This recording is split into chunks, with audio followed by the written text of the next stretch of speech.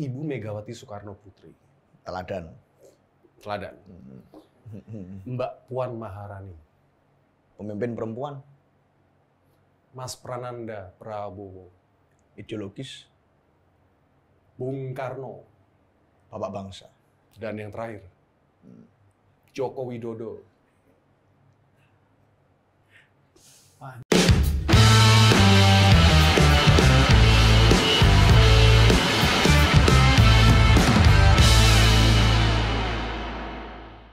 Tamu gue dong, tamu kita siapa? Wah. Seno, thank you Seno. Thank you, Mervin Lama Singgi. banget nih. Ini udah lama ya? Udah lama banget. Lama banget loh. Banyak cerita. Banyak cerita. Banyak cerita. Nah makanya kita undang ke sini. Iya, terakhir ketemu di sini kan sebelum Pilpres yang ternyata paling brutal sepanjang sejarah. Waduh. Sadis ya, sadis. Sadis. Sadis, Pak. Sadis. Keputusan MK kan bilang kan, tidak melanggar pidana tapi apa? Ya, dissenting opininya kan jelas itu. Pertama kali tuh dalam pemilu demokratis ada dissenting opinion hakim. Tiga ya? Tiga yang Tiga. dissenting. Waduh. Iya, jadi- Tapi di sini kita nggak ngomongin situ. Iya, Iya kan? udah lewat lah kemarin. Udah. Ini ada rakernas ini. Oh, itu yang Oh, gue tunggu. ini dia. Ini Tapi Win, rakernas ada yang kepengen diundang loh. Itu gimana tuh? Iya. Kan banyak gue lihat kan, scroll. Waduh, PDI Perjuangan dan Jokowi N. Itu gimana tuh? Jadi ini disclaimer dulu. Gimana? Aku karena tahu hari ini akan ngobrolin tentang itu. Feeling. Akhirnya pakai seragam ini. Oh iya. Dulu kan nggak pernah pakai ini di sini. Benar. Ya jadi kalau ngomongin tentang masalah hubungan yang N itu, sebenarnya yang meng-N-kan hubungan itu bukan kita. Itu kalau orang pacaran tuh kan pasti ada yang memutuskan pertama ya. Iya. Ada yang ngambil keberanian untuk memutuskan. Nah ini yang mutusin bukan kita. Tapi yang mutusin adalah yang berharap diundang itu tadi. Kenapa gitu? Karena ya kita lihatlah podcastnya Mas Andi Wijayanto, podcastnya dari Mbak Rike Diah Pitaloka, itu kan disampaikan bahwa dari interaksi mereka selama ini banyak yang muncul pernyataan bahwa yang namanya Pak Jokowi itu setelah 23 tahun bareng sama PDI Perjuangan jadi wali kota, jadi gubernur, bahkan jadi presiden, anak-anaknya pun, mantunya pun ikut jadi kepala daerah, itu malah berkeinginan buat yang namanya menurunkan suara partai pada saat pemilu legislatif 2024 kemarin. Buat kami ini anomali ya, artinya 23 tahun ini bukan hanya karpet merah loh Pak. Kalau di tempat-tempat lain mungkin disediakan karpet merah. Kalau kami ini 23 tahun artinya karpetnya kita sediakan, mejanya kita sediakan, perabotnya kita sediakan, rumahnya, atapnya, kebunnya kita sediakan semua. Tiba-tiba dibakar Pak ini sama Pengamanan lo juga yang ngamanin pengamanan gitu ya. juga gitu. Itu Dibakar Pak. kursinya, Itu kursinya, semua, yang Kursinya, empuk-empuk itu. iya kan sofanya, Iya, sofanya yang empuk itu kelas A semua, dibakar habis. Jadi buat kami aneh, lalu tiba-tiba saat rumahnya sudah kebakaran, kita lagi persiapan untuk membangun kembali rumah itu, lalu tiba-tiba berharap ingin ketemu, ingin seakan-akan everything is fine, itu semua hanya masalah, it's a game. Buat kami ini satu hal yang aneh. Apakah nggak boleh kami misalnya merasa bahwa ada sesuatu yang salah, bukan hanya, ini kalau ngomongin internal kami ya, tidak hanya internal kami, tapi secara aturan konstitusi juga ada yang salah, lalu kami nggak boleh bersikap. Apakah kami diharapkan akan ikut bermain drama, lalu teman-teman berharap misalnya kami biasa saja. Saya rasa ya ini satu hal yang wajar kalau itu banyak teman-teman pengurus, kader dari tingkat ranting sekalipun yang marah dan menyampaikan ke kami bahwa ya sebaiknya nggak perlulah ngundang lagi, ini acara internal kok rakernas itu kan. Beliau sudah tidak bagian dari keluarga besar kita. Nah kalau teman-teman di bawah banyak yang merasa begitu, saya rasa kami mendengarkan itu. Nah, ini yang menarik. Yang ditunggu sikapnya dong. Apa sikapnya? Bisa sedikit semua rakernas kan nih? Iya. Ya, Bicara kalau dikit-dikit lah. kata Gen Z, spill dong. Iya. Iya kan? Sikapnya Iya. banyak yang kita tunggu. Gini katanya. Sen, soalnya kan Ya. gini. Dari Mas Ganjar udah duluan bilang, saya oposisi loh. Ya kan, saya nggak mau masuk ke pemerintahan, tapi saya menghargai gitu loh. Nah, sekarang ini sikapnya bener kata Erwin. Ini gimana nih? Sikapnya kan? Publik nunggu nih. Aku waktu Mas Ganjar bilang itu ada di lokasi. Oke. Jadi konteksnya waktu itu Mas Ganjar bukan bilang bahwa beliau akan jadi oposisi, karena secara sistem memang nggak ada oposisi kalau bicara tentang presidensial. Tapi dia hanya bicara bahwa beliau tidak akan mau apabila ditawari atau apapun lah ya, nanti kalau bilang ditawari dibales siapa yang nawarin. Siapa yang nawarin. Kan udah tukannya bilang begitu kan. Iya kan dulu kan bilang Ada. gitu. Jadi maksudnya adalah beliau tidak akan bergabung menjadi menteri. Whatever happens underneath the sky, beliau tidak akan mengambil keputusan bergabung menjadi salah satu pengisi kabinet. Nah, kalau itu kemudian dimaknai sebagai deklarasi beliau di luar pemerintah, aku rasa itu adalah sikap pribadi Mas Ganjar. Nah, bicara tentang partai, aku rasa DNA kita jelas. Secara sejarah kita ini partai yang lahir tidak hanya berdasarkan akta notarial. Artinya bukan sekelompok orang kumpul ke notaris bikin partai, enggak. Tapi ada perjalanan sejarah panjang yang itu melibatkan perlawanan dengan rezim otoriter Orde Baru. Yang itu ditempa di situ, digembleng di kawah Candra di muka semacam itu. Dan kita punya juga pengalaman setelah Orde Baru tumbang, di masa reformasi kita 10 tahun pernah di luar pemerintah. Artinya secara daya tahan tubuh, secara nafas, imunitas kekuasaan, itu kita punya pengalaman dan DNA itu. Jadi kalau bicara tentang legitimasi sejarah kita punya. Nah, situasi kebatinan banyak dari pengurus yang tidak mau bergabung dengan kekuasaan yang masih ada dominasi kekuatan keluarga Pak Jokowi. Itu secara kebatinan mayoritas kader. Sehingga banyak yang merasa bahwa selama Pak Jokowi masih berpengaruh di kekuasaan, sebaiknya kita mengambil sikap sebagai mitra kritis. Itu kebatinannya begitu. Nah, secara resmi, secara disiplin partai, kita punya keputusan bahwa hak prerogatif untuk menentukan di dalam atau di luar itu di ketua umum. Nah, semua variabel itu akan kita bahas bersama untuk kita usulkan ke ketua umum pada saat rakernas besok.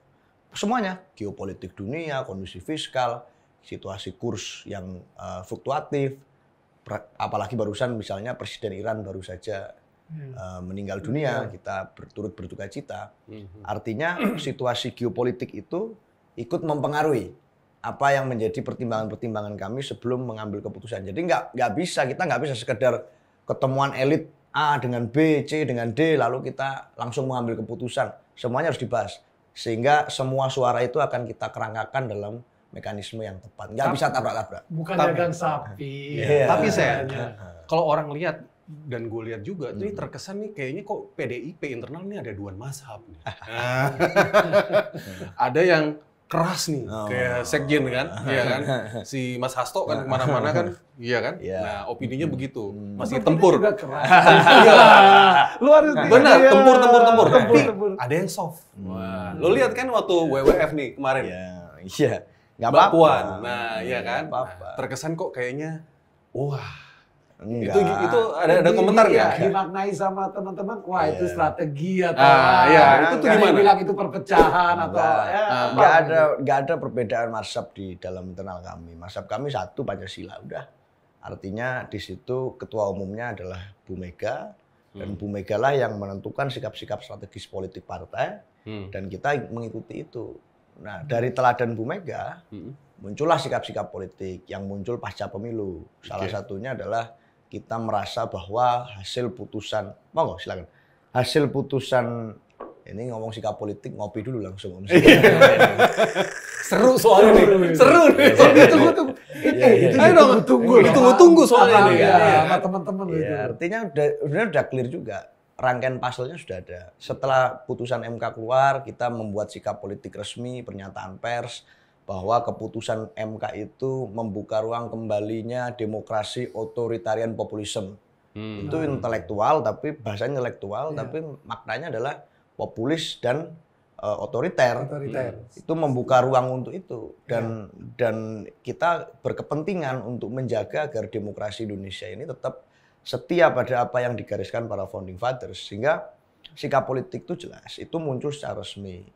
Ibu Mega memberikan keteladanan tentang konsistensi antara kata-kata, perbuatan, dan tindakan itu, dan pikiran itu ada konsistensi. Sehingga kami meneladani itu. Persoalan komunikasi politik partai, aku rasa kan komunikasi politik dari masing-masing pengurus partai, para jajaran kader partai, itu adalah ya ada karakter masing-masing. Mbak Puan pada waktu di World Water Forum juga menggunakan batik bermotif kain endek. Itu maknanya adalah konsistensi.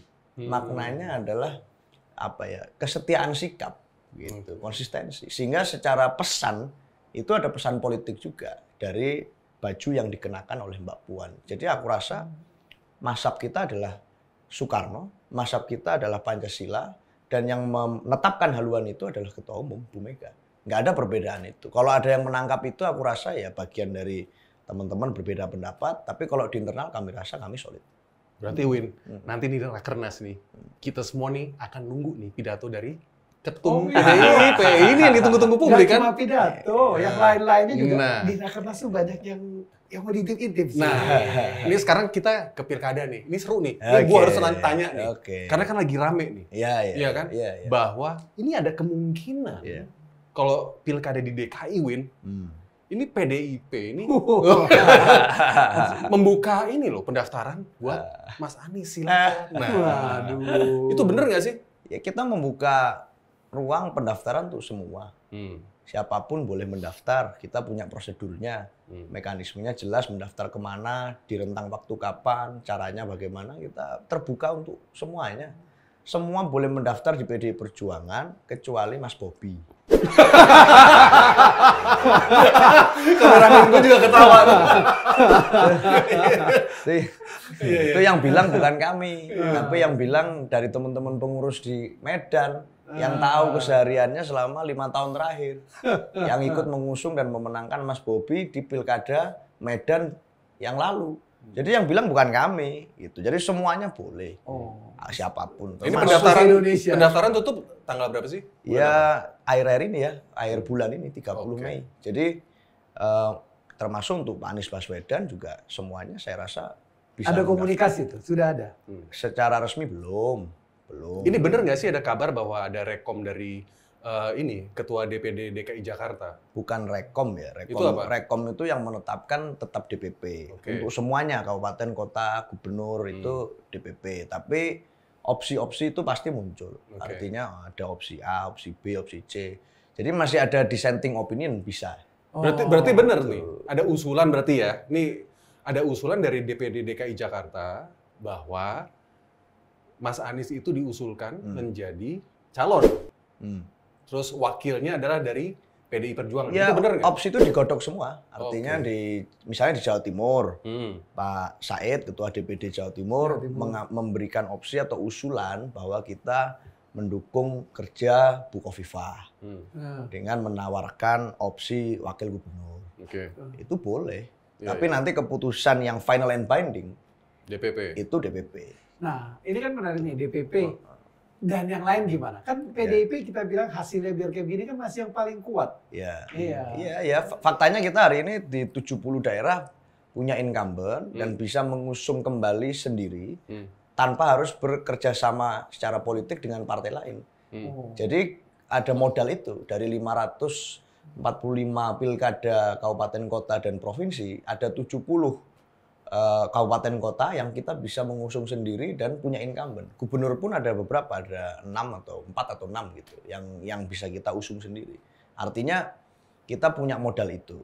Belum lagi daerah-daerah incumbent yang totalnya hampir 200 daerah. Sehingga itu adalah modal kami untuk menghadapi pilkada besok. Apapun nanti yang sebelum daerah-daerah lain kita putuskan, tapi kita punya modal sekian. Ini modal, tapi sekaligus apa? Ini ada inceran loh, karena terkesan bahwa ada kekuatan invisible hand.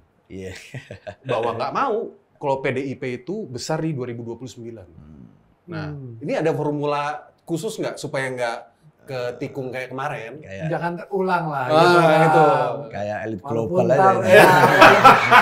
Sebenarnya kita juga menarik daerah-daerah tertentu yang bisa kita bahas nih. Nanti dulu itu dulu, baru kita spesifik.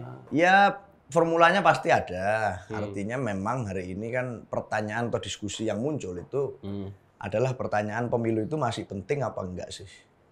Itu artinya kalau melihat Pilpres dan Pileg kemarin yang serentak dan itu akhirnya banyak yang mengatakan bahwa ini meningkatkan money politik, membuat Sekarang nggak penting lagi modal sosial, yang penting adalah modal kenalan orang dalam. Ordal ya? Ordal. Iya, modal logistik. Itu kan banyak yang bilang seperti itu. Dan yang bicara itu adalah para praktisi yang kemarin terlibat di Pileg maupun Pilpres. Nah pertanyaannya adalah, ini kepada teman-teman semua, sebenarnya pemilu besok itu atau ke depan itu masih penting apa enggak kira-kira ini? Kalau masih penting, ya artinya kan kita semua harusnya ikut concern terhadap bagaimana kita mengganti pemimpin. Nggak bisa dong kita, kalau caranya kayak kemarin lagi, ya udah penunjukan langsung aja sekalian. Iya bener. Diganti aja sistem kita sekalian kan, obrolin aja itu untuk diganti kalau memang pemilu terasa tidak penting. Tapi kan susah kita ini mau bicara kedaulatan rakyat lewat mana lagi kalau bukan pemilu. Perayaannya di situ. Demokrasi secara substansial ya di pemilu yang benar itu, bukan secara prosedur saja. Nah, artinya harus kesadaran itu muncul di semua orang. Bukan hanya tugas kami, bukan hanya tugas PDI Perjuangan, bukan cuma tugas 2045 TV, tapi saya rasa semua orang hari ini yang masih peduli terhadap pentingnya pemilu ya mesti mikirin gimana besok. Gini, Sen. Gue pengen tahu formula apa sih dari yang kita, yang lo terapin di basis-basis yang kayak misalnya Bali, Solo Raya, yang kayak begitu loh. Ya, satu pasti kita pakai metode survei, saintifik. Yang itu nggak bisa berbohong. Angka-angka itu aku rasa kita percaya pada itu. Tetap ya. Tapi secara khusus hari ini di Rakernas besok kita akan selain membahas sikap politik partai, juga termasuk membahas formula strategi pemenangan pilkada. Salah satu cara yang dibuat oleh partai pada waktu pilkada besok itu adalah membentuk tim pemenangan pilkada. Ini semacam steering committee lah yang dibentuk oleh PDI Perjuangan itu untuk menggembleng, melatih, termasuk merekrut dan mengorkestrasi pada saat hari H para tim pemenangan calon kepala daerah. Saya suka nih. Saya rasa gini sih, PDIP memang perlu bikin ini supaya pilkada ini nggak sama seperti pilpres. Yang penting duit dan segala macam logistik dan itu mereka akhirnya ya ngeri kan kalau pilkada pun seperti itu. Betul. Malah pada ngeri jadi nggak mau daftar ya. Ini kan mereka dilatih secara ideologi, ditempa, ditunjuk dan untuk jadi kepala daerah nggak sekedar punya modal, nggak sekedar punya itu. Jadi cakadanya dilatih, tim pemenangan juga kita latih. Jadi yang khusus ngurusin relawan, khusus ngurusin medsos, khusus ngurusin jubir, itu kita latih semua. Sehingga mesinnya ready, tempur siap. Keren. Jadi bukan karena orang dalam dan logistik untuk jadi itu dari PDIP. Kita mau berperang sama itu. Kalau lagi kan, kalau misalnya berperang sama mereka PDIP pragmatis kayak itu lagi gimana? Itu dia. Formulanya kan harus tepat ya kan? Iya betul. Nah kalau enggak kan gila loh kayak misalnya basis-basisnya Bali, kecolongan lagi nanti misalnya Solo Raya, Jateng, iya kan? Iya betul. Kenyataannya seperti itu kan lawannya, iya kan? PDIP udah ideal nih, iya kan udah seperti ini. Tapi kan yang kita hadepin kayak begitu tuh. Nah gimana tuh? Ya itu nanti sejarah yang akan mencatat. Artinya apapun itu, mereka mau kayak apapun, kita ingin menunjukkan bahwa kita bertarung dengan cara yang benar. Kita nggak bisa dong karena mereka dengan cara seperti itu terus kita ya udah kita copy paste aja cara mereka. Nggak mungkin kita ngambil langkah itu. Meskipun sangat mudah kalau kita mau menang dengan cara seperti itu, bergabung aja sama mereka hari ini. Iya, secepat-cepatnya. Benar. Ya kan? Itu pragmatis aja udah ya. Secepat-cepatnya. Artinya nggak usah nunggu lagi mikir Rakernas dulu lah, mikir mekanisme ini. Bergabung cepat-cepatnya aja, buru-buru aja. Itu udah akan sangat mengamankan. Makanya seru kalau kita bicara Medan nih. Sumut ya? Sumut. Udah kelihatan kan lawannya yang model bakal seperti apa. Itu bener nggak? Itu ditarik tuh akhirnya nanti, wah ini ada kemungkinan nih Ahok Jarot bisa tempur sama si itu. Bobi. Kita punya kursi cukup lah di Sumut itu untuk mengusung sendiri. Artinya opsi untuk mengajukan kader kita internal itu juga sangat mungkin. Seperti siapa? Kalau internal tuh? Siapapun ya, termasuk kan yang muncul berapa waktu terakhir ini ada Pak Ahok misalnya, Pak Jarot, ada Pak Jarot, atau siapapun.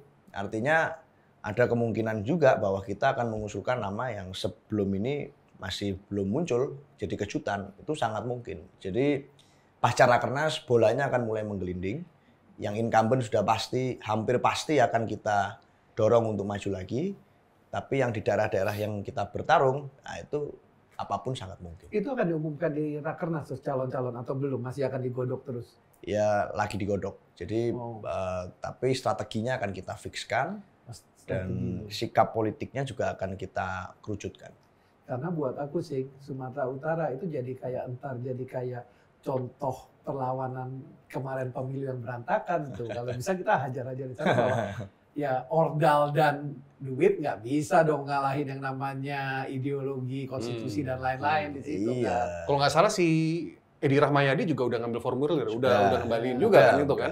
Jawa Tengah juga menarik sebenarnya. Ya, Jawa Tengah juga salah satu basis sejarah kita juga secara historik dan secara strategis juga kan banyak tempat-tempat pertumbuhan ekonomi di situ. Artinya mesti pemimpin yang punya track record baik. Ya, calon kuat internal siapa kalau Jawa Tengah? Ya dari survei yang muncul kan banyak nama yang muncul. Siapa ada aja? Mas Hendrar Priyadi, Kepala LKPP dan mantan Wali Kota Semarang. Ada Pak Bambang Pacul, Ketua DPD Jawa Komandan Tengah. Korea ya. El Komandante, gitu kan. Jadi ya itu nanti akan kita baca terus hasil survei itu. Jadi kalau kami percaya diri lah di Jawa Tengah adalah basis kami. Jadi mungkin ya kemungkinan besarnya kader internal yang akan kita usung. Solo juga tuh ya. Harus Solo Raya, Solo juga seru. Nah justru itu kan karena basis-basis itu. Takutnya invisible hand itu. Nah, ada formula khusus nggak tuh di basis-basis ini supaya nggak kecolongan nih? Gitu ya, lawannya kalau elit global gini susah. Tapi kalau nggak susah ya bukan tantangan ya. Bukan petarung namanya. PDIP sudah melewati ujian-ujian seperti inilah. Kita percaya. Yang lebih susah kan pernah dulu. Iya. Artinya ya Orde Baru aja tumbang. Kita nggak mau terlalu jumawa ya atas apapun, tapi kita percaya diri bahwa dengan cara yang kita lakukan akan bisa mengatasi itu. Apalagi di bulan pilkada nanti kan ya sudah pergantian kekuasaan presiden. Artinya tentu harusnya ada garis politik baru, dan kalaupun ada kekuatan nepotisme yang berusaha cawe-cawe tidak akan terlalu dominan seperti hari-hari ini. Setuju. Kita yakin itu. Ya soalnya katanya ada yang bilang juga karena dari masa sekarang sampai 2029 itu adalah masa transisi dari politisi senior ke politisi yang muda-muda. Ya. Nah, ya itu. Jadi itu makanya mau digarap gitu loh. Itu kan harus ada formula khusus ya. Iya. Nah itu. Ya kita ini punya track record. Banyak sekali memunculkan kepala daerah muda sebelumnya. Yang itu kalau ditarik ke belakang 10 tahun, 20 tahun yang lalu, itu masih muda dan hari ini jadi tokoh-tokoh nasional. Misalnya Mas Hendi tadi, ada Mas Aswaranas, Banyuwangi, termasuk Bu Risma. Ada lagi hari-hari ini ada Mas Ipin, Bupati Trenggalek, Mas Eri Cahyadi, ada Sultan Rizka di Dharmasraya. Banyak sekali itu yang muncul tokoh-tokoh muda yang kita beri ruang untuk bisa berkembang secara politik di PDI Perjuangan. Termasuk teman kita ini. Termasuk kayak saya begini. Artinya nggak di partai ini nggak ada itu orang bisa tumbuh karena meritokrasi. Artinya karena kemampuannya. Bukan karena itu ya. Bukan karena harus berpikir ini kau anaknya siapa, bapaknya siapa, ibunya siapa. Enggak, itu kan sudah ya masa lalu banget sebenarnya. Nah, PDI Perjuangan berusaha membuka ruang itu, termasuk di pemenangan pilkada besok. Jadi banyak wajah-wajah baru nih. Secara cakada bisa jadi itu akan kita tunggu tanggal mainnya. Tapi yang pasti secara tim pemenangan, kita akan merekrut jubir-jubir muda. Jadi jubir itu kita anggap sebagai bagian penting, ujung tombak partai saat bicara tentang konteks komunikasi politik. Iyalah, kalau jubir ya masih yang ngomong Bambang Pacul lagi. Itu Win, udah nggak menarik. Itu makanya perlu gue tanyain karena ini dibahas masih seru lah senior-senior. Ini dibahas nggak di Rakernas nanti ini bahwa karena kalau gue lihat PDI Perjuangan itu kok jadi kayak partai tua senior gitu loh. Padahal muda-muda banyak gitu. Ya kita akan bikin satu terobosan, yaitu melibatkan lebih banyak anak-anak muda selain menjadi cakada seperti selama ini, juga menjadi tim pemenangan. Apa tuh cakada? Calon kepala daerah yang masih muda, itu juga sebagai tim pemenangan. Artinya kalau katakan ada 545 daerah yang hari ini akan pilkada, berarti besok pada saat pilkada akan muncul 545 jubir-jubir muda baru. Yang itu dari situ akan kita lihat mana yang berpotensi menjadi juru bicara di tingkat nasional. Jadi itu memberikan satu semangat baru, anak-anak muda, basisnya usia, dan itu akan ya banyak mengisi ruang-ruang kita. Itu wajah partai masa depan kan soalnya kan itu. Iya gitu loh. Gitu. Mas Eno, kalau wali kota itu minimal berapa? Wali kota minimal 25 tahun. Padahal kalau ada paman sih bisa jadi dua-dua. Gak punya paman ya? Gak punya paman ada, tapi dia nggak aji mumpung kan. Gak punya paman di institusi negara. Gitu Pak. Gitu. Jadi kita kemarin udah teriak-teriak masalah itu, masa sekarang mau begitu kan? Bro, gue mau nanya bro, ini walaupun pahit nih, apa sih, ada pelajaran apa yang bisa dipetik dari PDI Perjuangan dari kekalahan yang kemarin tuh? Mas Ganjar jeblok, terus banyak juga kan basis-basis itu semuanya. Itu pasti kan ada ini kan, ada dibahas kan pasti. itu nanti artinya kan? Ada pelajaran apa tuh? Pelajaran terpenting ya, idealisme politik kayak apapun itu harus mau tidak mau bertemu dengan realitas politik. Dan realitas politik yang kita hadapi hari ini adalah realitas politik ala Machiavelli Jawa. Apa tuh? Dibilang oleh Pak Sukidi. Machiavelli itu kan tokoh pemikir yang super realis, gitu ya. Dan dia akan mau menggunakan segala cara demi kekuasaan. Nah, satu hal itu kan yang kita anggap sakral kekuasaan sebenarnya selama ini. Artinya itu harus dirawat dengan sedemikian rupa, mencapainya harus dengan cara yang begini, begitu. Kami berpikir begitu. Belum tentu orang lain berpikiran yang sama. Nah, kita harus mulai menyadari bahwa sikap politik kami atau ideologi yang kita perjuangkan itu bagaimanapun akan berhadapan dengan pemikiran-pemikiran lain. Seperti itu lagi. Seperti itu. Dan itu jadi pelajaran penting yang akan kita cermati untuk pilkada besok, salah satunya. Gitu. Seru. Dan masalahnya yang gendong lali itu internal kadernya sendiri. Nah itu kan bukan orang lain kan. Nah itu kan yang pasti gue yakin nanti nih di internal di Rakernas pasti dibahas nih. Iya kan? Supaya kedepannya nggak seperti itu lagi. Mungkin kalau gue bisa bilang nggak kecolongan lagi. Nggak diselingkuhin pacar lagi. Iya kan? Kita susah, misalnya kita gini pacaran lama sama orang gitu, terus diselingkuhin, terus kita tanya formulanya gimana biar nggak diselingkuhin lagi, ya susah.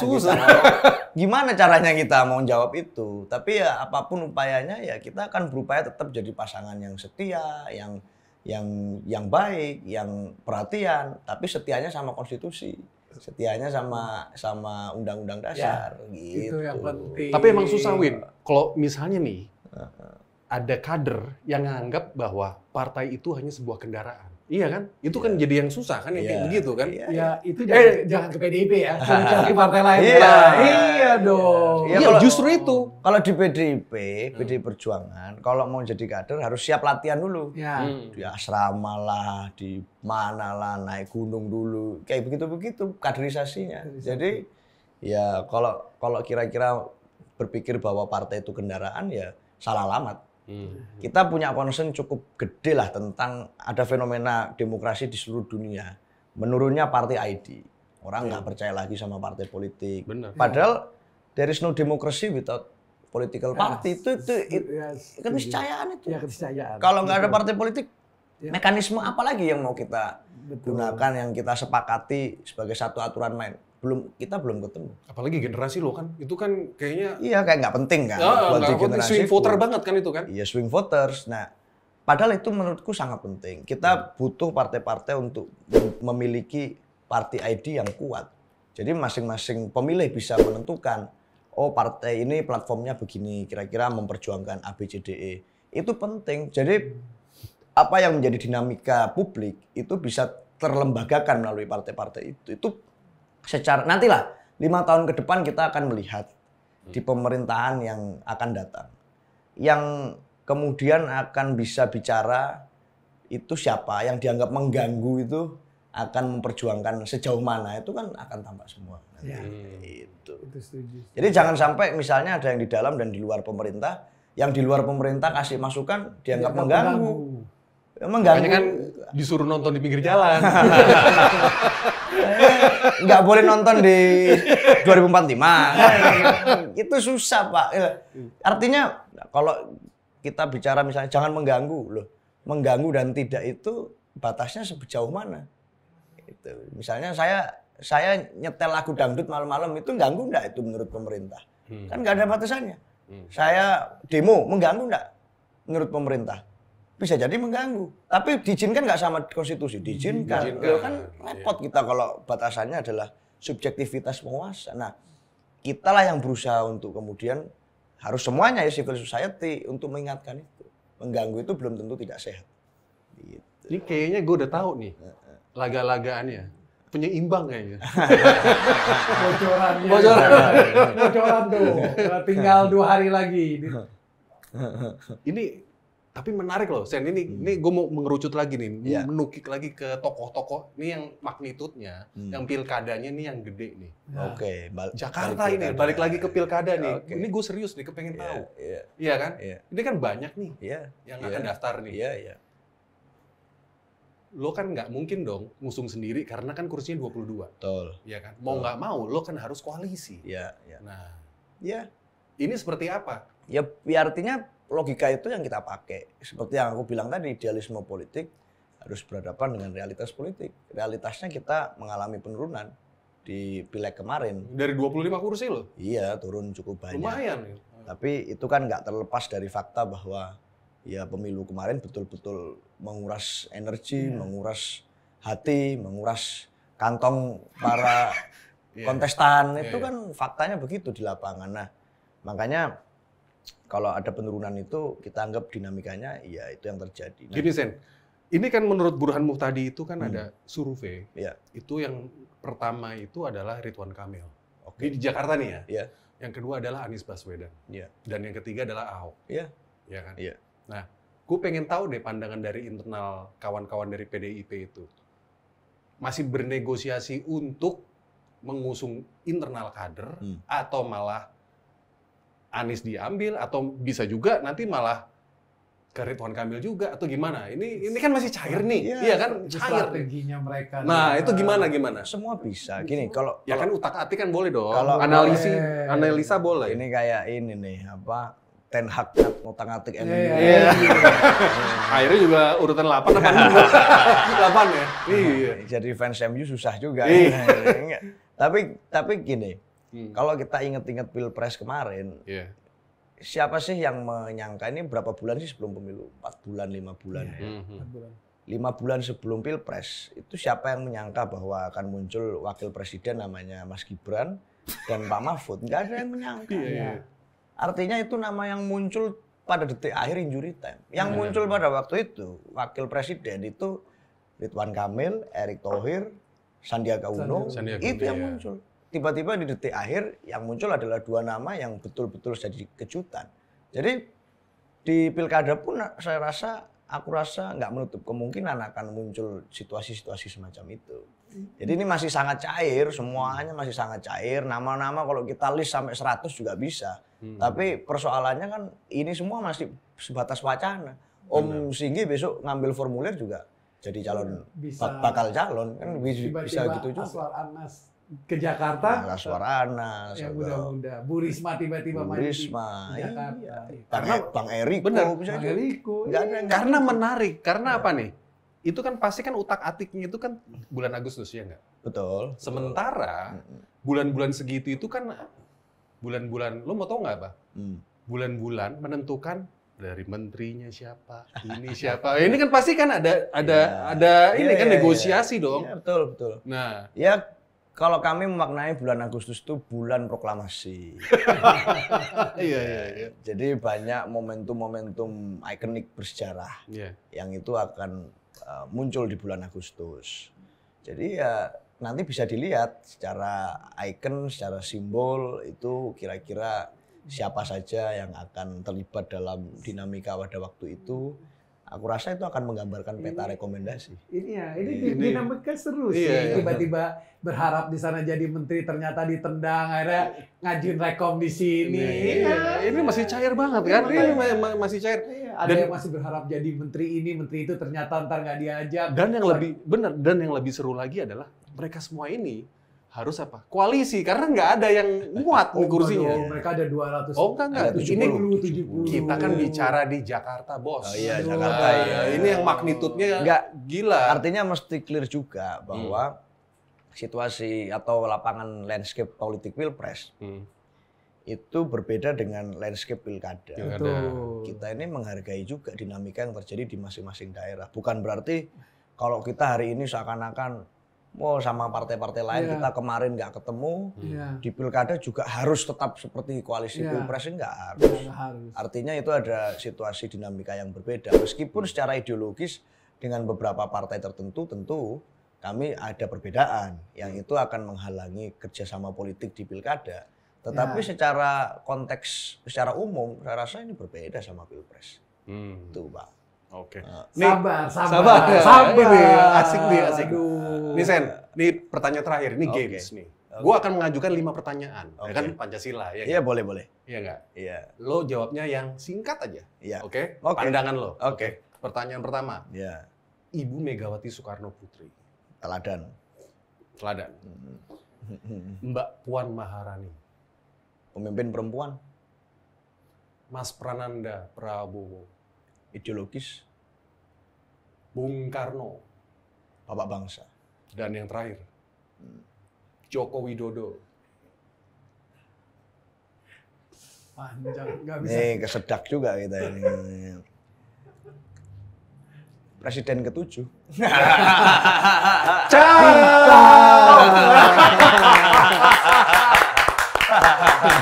Kaca.